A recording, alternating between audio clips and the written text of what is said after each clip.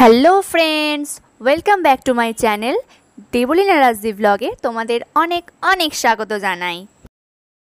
বন্ধুরা, আজকে আমি তোমাদের সাথে মশলাদার একটা খুব তেল মশলাযুক্ত একটা রেসিপি শেয়ার করতে চলেছি।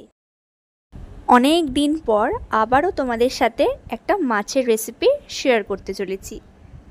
আজকের রেসিপিটির নাম হলো তেলকই। তাহলে চলো চটপট করে দেখে নিই এটা বানাতে কি কি উপকরণ লাগছে। আমি এখানে 3 পিস কই মাছ নিয়ে নিয়েছি। এবার এগুলোকে ভালো করে কেটে বেছে সাফ করে নিয়েছি।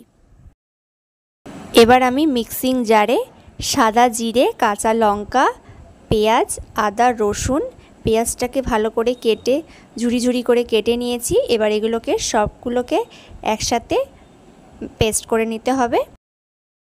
এই পেঁয়াজ, আদা, রসুন, জিরে, লঙ্কা কতটা কি পরিমাণ নিয়েছি সব কিছু আমি ডেসক্রিপশন বক্সে মেনশন করে দেবো। এবার গ্যাস জ্বালিয়ে একটা কড়াই বসিয়ে দিয়েছি।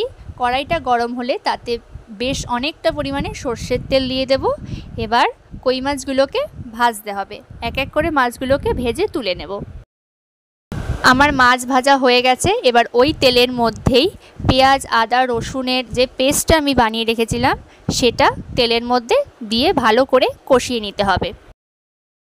মশলা কষানোর সময় পরিমাণ মতো হলুদ গুঁড়ো, লঙ্কা গুঁড়ো, জিরে গুঁড়ো আর ধনে গুঁড়ো আর সামান্য পরিমাণে নুন অ্যাড করতে হবে এর মধ্যে। এগুলোকে দিয়েও ভালো করে কষিয়ে নিতে হবে। কষানোর সময় সামান্য পরিমাণে চিনি দিতে হবে।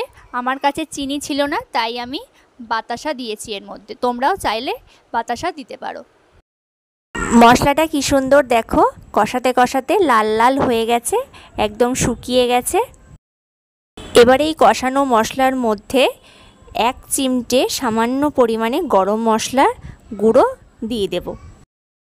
মশলা কষানো হয়ে গেছে। এবার মাছগুলো দিয়ে আবার একটুখানি নাড়াচাড়া করে পরিমাণ মতো জল দিয়ে দিতে হবে। জল দেওয়ার পরে হালকা নাড়াচাড়া করে একটা বড় পাত্র দিয়ে কড়াইয়ের মুখটা চেপে দিতে হবে।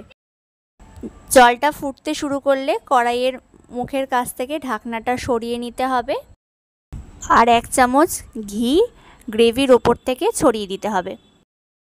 তাহলে বন্ধুরা, আজকের আমাদের রেসিপি তেলকই একেবারে রেডি। এটা কিন্তু তোমরা দুপুরবেলা গরম গরম ভাতের সাথে অবশ্যই একবার বাড়িতে ট্রাই করে দেখো। আশা করি তোমাদের খুবই ভালো লাগবে। তাহলে বন্ধুরা, আজকের ভিডিওটা এখানেই শেষ করছি। দেখা হচ্ছে পরের দিন অন্য কোনো নতুন রেসিপি নিয়ে। ততক্ষণ পর্যন্ত সবাই ভালো থেকো, সুস্থ থেকো। আর আজকের ভিডিওটা যদি তোমাদের ভালো লাগে তাহলে অবশ্যই লাইক করো, কমেন্টস করো আর শেয়ার করো। আর যাওয়ার আগে চ্যানেলটা সাবস্ক্রাইব করতে কিন্তু একদম ভুলো না। তাহলে দেখা হচ্ছে পরের দিন। Tata, by.